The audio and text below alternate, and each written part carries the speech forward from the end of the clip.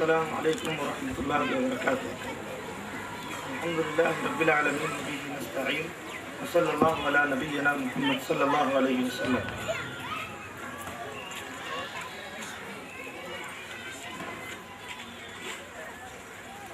نحمده ونصلی علی رسوله الکریم. اما بعد فاعوذ باللہ من الشیطان الرجیم. بسم اللہ الرحمن الرحیم. انما یعمر مساجد اللہ من آمن باللہ والیوم الآخر واقام الصلاة وآتى الزکاة ولم یخش الا اللہ فعسى اولئک ان یکونوا من المہتدین.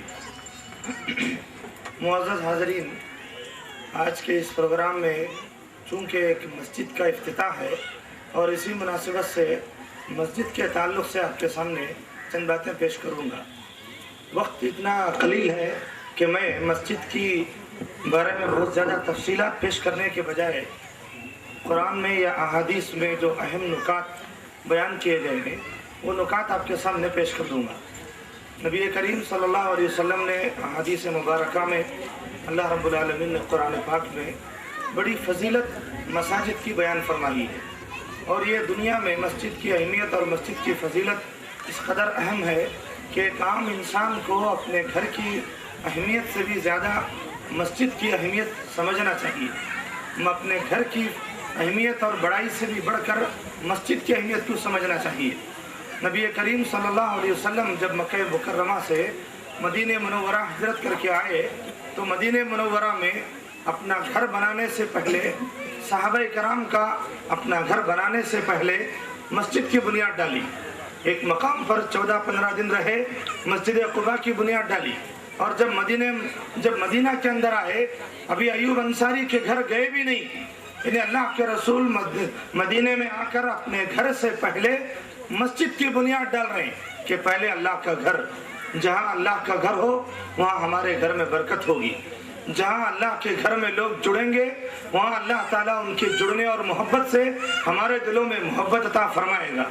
جہاں 4 مسلمانوں میں اتحاد اور اتفاق کی بات ہوگی وہاں اللہ تعالیٰ ہمارے گھر کے میاں بیوی بچے ماں باپ میں برکتیں عطا فرمائیں گے، اتحاد عطا فرمائیں گے. یہ اللہ کے رسول کا اور صحابہ کا سوچنا تھا. ہم تمام مسلمانوں کو بھی ہمارے نبی کی سیرت کے اس واقعے سے یہی سبق سیکھنا چاہیے کہ ہمیں اپنے گھر سے بڑھ کر اللہ کے گھر کی عظمت کو سمجھنا چاہیے. ہمیں اپنے گھر کی بڑائی اور اپنے گھر میں خرچ کرنے سے زیادہ اللہ کے گھر پر خرچ کرنا چاہیے. اب آئیے اس تعلق سے تقریباً 14 یا 15 وہ باتیں جو صحیح حدیثوں کے اندر بیان کی گئی ہیں وہ آپ کے سامنے پیش کروں گا.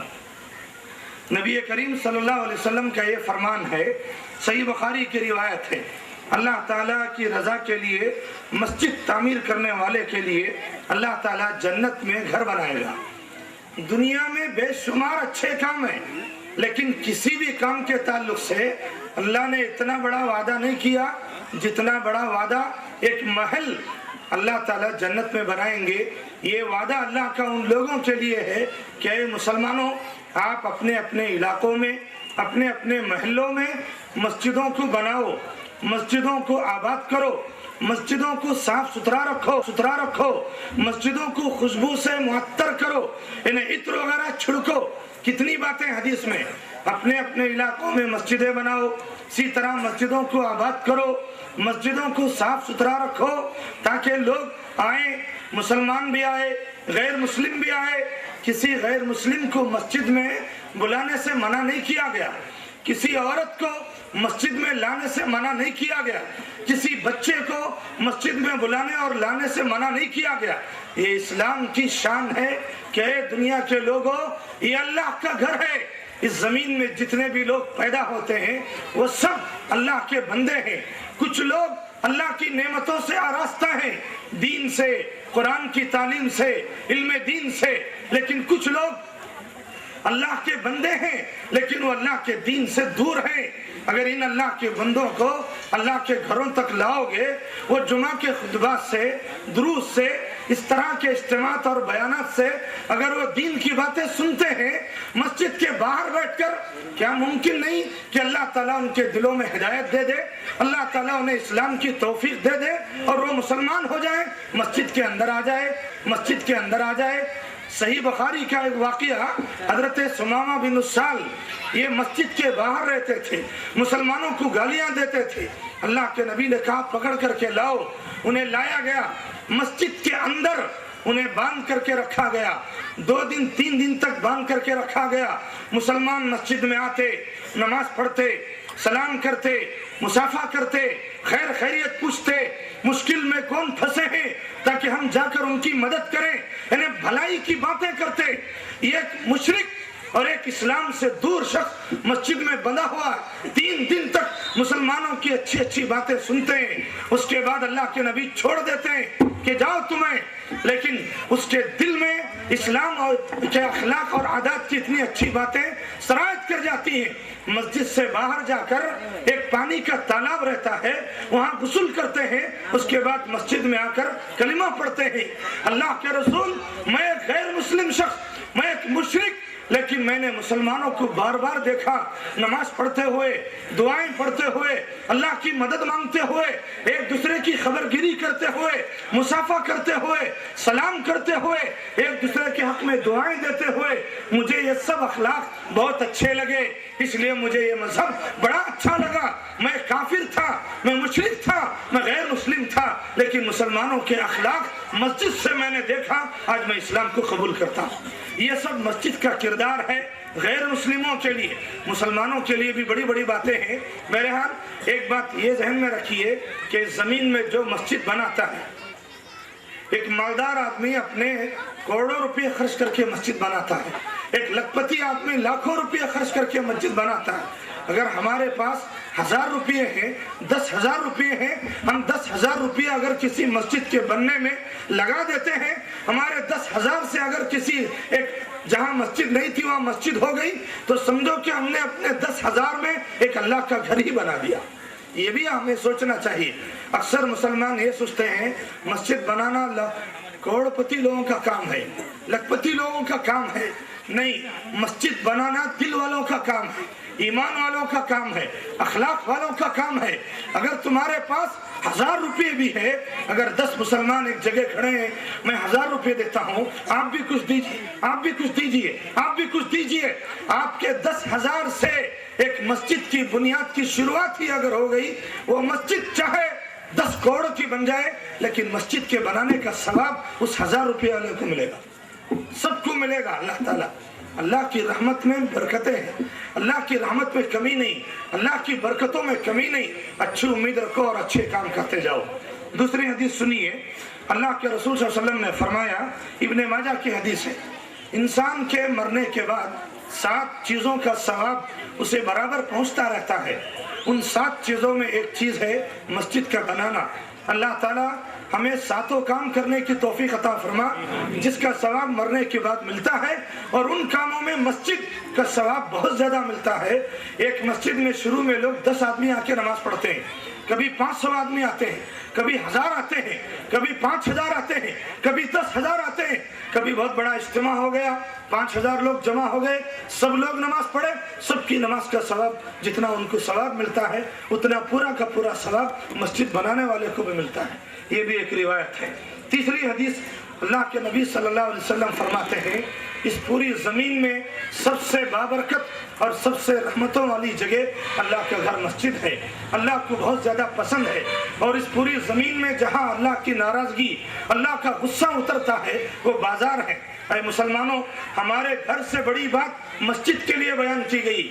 اللہ تعالیٰ ہمارے گھر سے جتنا خوش ہوتے ہیں اس سے زیادہ، لاکھوں گنا زیادہ مسجد کے بننے سے خوش ہوتے ہیں۔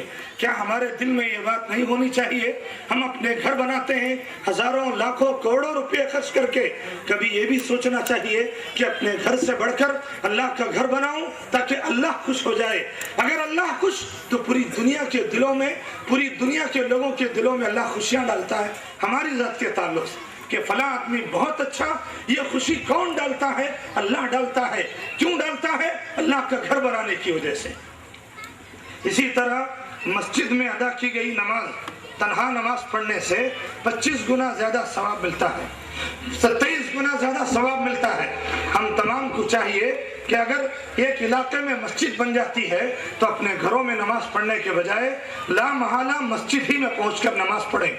मस्जिद में नमाज पढ़ेंगे, एक नमाज का सवाब 100 नेकियां। अगर आप घर में नमाज पढ़ेंगे तो एक नमाज का सवाब 100 नेकियां मिली। अगर आप वही नमाज घर में पढ़ने के बजाय, दुकान में पढ़ने के बजाय, बाजार में किसी मकाम पर पढ़ने के बजाय मस्जिद में आकर के पढ़ेंगे, 100 नेकियों के बजाय 2500 नेकियां मिलेंगी, 2700 नेकियां मिलेंगी। यानी इस कदर ज्यादा नेकियां मिलेंगी।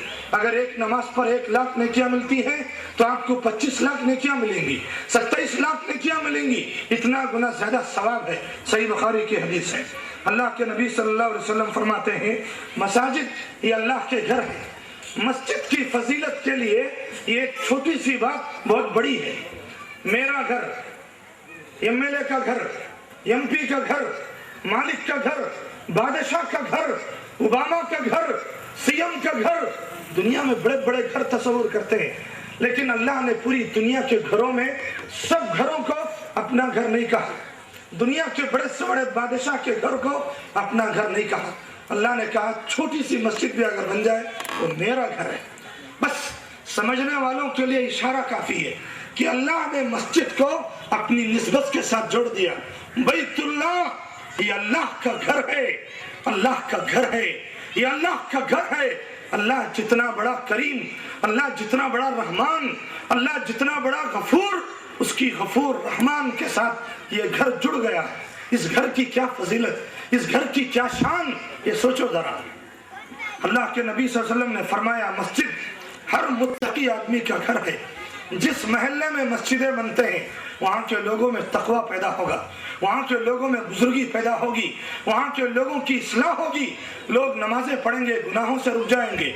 लोग नमाजें पढ़ेंगे, अल्लाह को याद करेंगे, अल्लाह की रहमतें अपने घर लेकर के जाएंगे। इसी तरह 7वीं हदीस, मस्जिद में आने वाले नमाजी अल्लाह के मेहमान होते हैं। ये हदीस है तबरानी की। अल्लाह के नबी सल्लल्लाहु अलैहि वसल्लम ने फरमाया, जमीन में जो शख्स अपने घर से, किसी गांव से मस्जिद में आकर नमाज पढ़ता है तो वो मेरा मेहमान है। अल्लाह फरिश्तों से कहते हैं, ऐ फरिश्तों, इसकी मेहमान नवाजी लिखो। इस गांव में जो मस्जिद में आकर नमाज पढ़ता है, गांव वाले लोग उसकी मेहमान नवाजी करते हैं। अगर गांव वाले ना भी किए तो जन्नत में इसकी मेहमान नवाजी लिखो।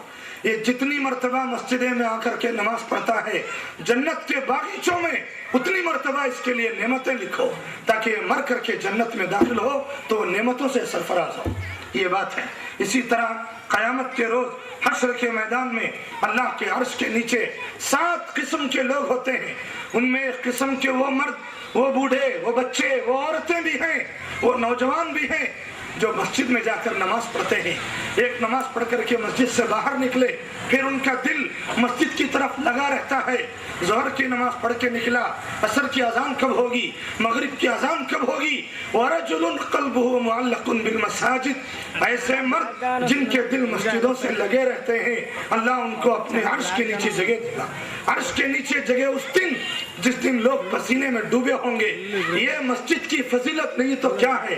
अगर मस्जिदें ना होती तो लोग अर्श के नीचे जगह कैसा पाते। ऐ मुसलमानों सोचो, अगर हर महल्ले में मस्जिद ना हो तो कल अर्श के नीचे हमें साए में जगह कैसे मिलेगी, क्यों कर मिलेगी। आज ये मस्जिद है, हम यहाँ नमाज पढ़ते हैं। इस मस्जिद की बरकत से अल्लाह हमें अर्श के नीचे जगह अता फरमाएगा। अल्लाह हम सबको अर्श के नीचे जगह अता फरमाए, आमीन। इसी तरह मस्जिद में आकर नमाज पढ़ने से अल्लाह ताला इतना खुश होते हैं जैसे दुनिया में कोई शख्स, उसका करीबी रिश्तेदार, बाप के नजरों से बेटा कई साल तक गुम हो जाए, कई सालों के बाद वो जवान बेटा सामने आ जाए, उस बूढ़े बाप को कितना खुशी होगी। उससे भी ज्यादा खुशी अल्लाह को होती है जब अल्लाह के घर में मुसलमान आकर नमाज पढ़ते हैं। ये मेरे प्यारे बंदे हैं, ये नेक बंदे हैं जो मेरे घर में आकर नमाज पढ़ रहे हैं। अरे फरिश्तों, तुम गवाह रहो, मुझे इनके नमाज पढ़ने से खुशी हो रही है। अल्लाह खुश होता है बार बार मस्जिद में आकर नमाज पढ़ने से। क्या आप बार बार मस्जिदों में जाकर नमाज पढ़ेंगे? इंशाअल्लाह। घर से वजू करके मस्जिद में आकर बाजमात फर्ज नमाज अदा करने वाले को अल्लाह हज के बराबर सवाब अता फरमाते हैं। सुभान अल्लाह। अबू दाऊद की हदीस है, صحیح حدیث ہے، جو مسلمان روزانہ 5 وقت سچے دل سے گھر سے وضو بنا کر مسجد پیدل آئے اور مسجد میں آ کر جماعت کے ساتھ نماز پڑھے، ایک نماز پر اللہ اسے ایک حج کا ثواب عطا فرماتے ہیں۔ سوچو مسلمانوں، مسجد کی فضیلت کتنی بڑی ہے۔ اگر یہ مسجد نہ ہوتی، ہم تو نماز پڑھتے ہیں گھروں میں، ہم تو نماز پڑھتے ہیں بازاروں میں، اگر مسجد نہ ہوتی تو ہمیں حج کا ثواب کیسے ملتا؟ ہمیں حج کا ثواب کہاں سے ملتا؟ یہ مسجد ہے، ایک ایک مسلمان کو حج کا ثواب عطا فرماتا ہے اللہ۔ اس مسجد کی فضیلت سے، اس مسجد کی برکت سے اللہ ہمیں بھی اس دنیا کے کونے کونے میں جا کر جس محلے میں، جس گاؤں میں مسجدیں نہیں ہے، وہاں مسجدیں بنانے کی توفیق عطا فرمائے، تاکہ جو بھی وہاں نماز پڑھے اللہ ان کے حق میں حج کا ثواب عطا فرمائے۔ اسی طرح جمعہ کے روز غسل جنابت کرنے والے، خطبہ سے پہلے مسجد میں آنے والے اور امام کے قریب بیٹھنے والے، خطبہ خاموشی سے سننے والوں کو مسجد میں آنے اور جانے کے لیے ہر قدم پر 1 سال کے روزوں اور 1 سال کے قیام یعنی نمازوں کا ثواب اللہ تعالیٰ عطا فرماتے ہیں۔ ترمذی کی حدیث ہے، صحیح حدیث ہے، اگر یہ مسجد نہ ہوتی لوگ جمعہ کی نماز کہاں سے پڑھتے، کیسے پڑھتے؟ ایک ایک قدم پر 1 سال کے روزوں کا ثواب، 1 سال کی نمازوں کا ثواب مسلمانوں کو کیسے ملتا؟ یہ مسجد ہے، اللہ تعالیٰ ہمیں 1 قدم پر 1 سال کے روزوں اور نمازوں کا ثواب عطا فرمائے گا انشاءاللہ۔ گھر سے وضو کر کے نماز چاشت ادا کرنے کے لیے مسجد میں آنے والے کو اللہ عمرے کا ثواب عطا فرماتے ہیں۔ یہ مسجد ہے، پڑوس میں گھر ہے، وہ روزانہ صبح میں سورج نکلنے کے بعد وضو کر کے مسجد میں آ کے 2 رکعت 4 رکعت چاشت کی نماز پڑھتا ہے، اس کے 4 رکعت نماز سے اللہ عمرے کا ثواب عطا فرماتے ہیں۔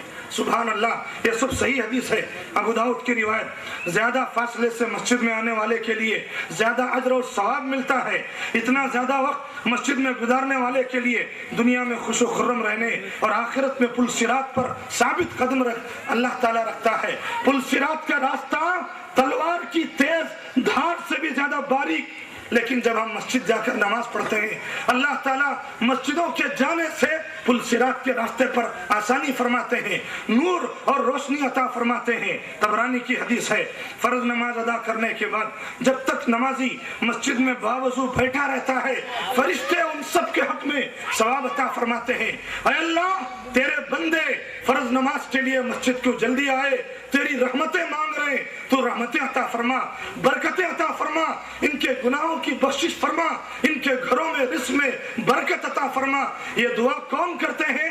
فرشتے کرتے ہیں۔ کن لوگوں کے لیے کرتے ہیں؟ جو اپنے گھروں سے مسجد میں جلدی آ کر فرض نماز کا انتظار کرتے ہیں۔ زمین پر اور جو مسجد کو بار بار آتے ہیں، جلدی اور زیادہ چل کر آتے ہیں، اللہ ان کے گناہوں کو مٹا دیتا ہے۔ میرے عزیز، یہ تو مسجد کی فضیلت والی بات تھی۔ ہم مسجد میں آتے ہیں، ذرا اپنا لباس صاف ستھرا پہن کر آنا چاہیے، سلیقے کا لباس پہن کر آنا چاہیے، سر پر ٹوپی بھی ہو اور جبہ اور شری بھی ہو، یا اسی طرح کپڑے ڈھیلے ڈھالے ہو، کلر کے کپڑے، چست کپڑے اور اتنے ٹائٹ کپڑے کہ آپ رکوع میں جاؤ، سجدے میں جاؤ تو تمہارے جسم کے حصے، چوتڑ کے حصے، کمر کے حصے، کمر کھل جائے۔ کسی کی بنیان اتنی چھوٹی کہ وہ رکوع سجدے میں جاتا ہے تو اس کی کمر ننگی ہو جاتی ہے، ایسے چھوٹے کپڑے مت پہنو۔ کسی کی جینس پینٹ اتنی ٹائٹ کہ وہ رکوع اور سجدے میں جاتا ہے تو اس کی پیر کا ران کا حصہ بالکل ٹائٹ نظر آتا ہے، ایسے کپڑے مت پہنو۔ اللہ نے قرآن میں حکم دیا، یا بنی آدم خذوا زینتکم عند کل مسجد، اے آدم کے بچوں، اے مسلمان عورتوں، جب تم مسجد کو آؤ تو زینت کے ساتھ آؤ۔ تم اللہ کے گھر کو آ رہے ہو، اللہ بہت خوبصورت ہے، ان اللہ جمیل یحب الجمال، اللہ خوبصورت ہے، وہ خوبصورت لوگوں کو پسند کرتا ہے، خوبصورت لباس کو پسند کرتا ہے۔ ایک مسلمان ایسے کپڑے پہنے، ایسی وضاحت، ایسا چہرہ رکھے، اس کو دیکھ کر ایک غیر मुस्लिम ये सोचे सुभान अल्लाह, अल्लाह के एक बंदा, एक गरीब मुसलमान इतना खूबसूरत है, उसके कपड़े इतने अच्छे हैं, तो इनका अल्लाह कितना अच्छा होगा। ये सोचने पर मजबूर हो जाएं। ऐसे लिबास पहनकर मस्जिद में आओ। मस्जिद में आओ तो जल्दी जल्दी नहीं, सुकून के साथ आओ, दुआएं पढ़ते हुए आओ। अल्लाह के नबी दुआ पढ़ते थे, ऐ अल्लाह मैं घर से मस्जिद की तरफ निकल रहा हूँ, तू मुझे रोशनी अता फरमा, मेरे मेरे मेरे देखने में रोशनी, मेरे सुनने में रोशनी, मेरे चलने में रोशनी, मेरे आगे रोशनी, मेरे पीछे रोशनी, मेरे दिल में रोशनी। अल्लाह रोशनी अता फरमा, हिदायत अता फरमा, सलीका अता फरमा, इज्जत अता फरमा, नेकी अता फरमा, रहमत अता फरमा, बरकत अता फरमा। ये सब मस्जिद से, घर से मस्जिद को आते वक्त दुआ पढ़ते हुए आना चाहिए। इसी तरह मस्जिद में आकर के शोर शराबा नहीं करना चाहिए, सुकून और इत्मीनान के साथ 2 रकात नमाज पढ़िए। मस्जिद में जो फौरन आए 2 रकात नमाज पढ़ करके बैठना चाहिए। इसी तरह मस्जिद के ताल्लुक से लोगों ने यह सोच रखा है मस्जिदें सिर्फ मर्दों के लिए, औरतों के लिए नहीं है।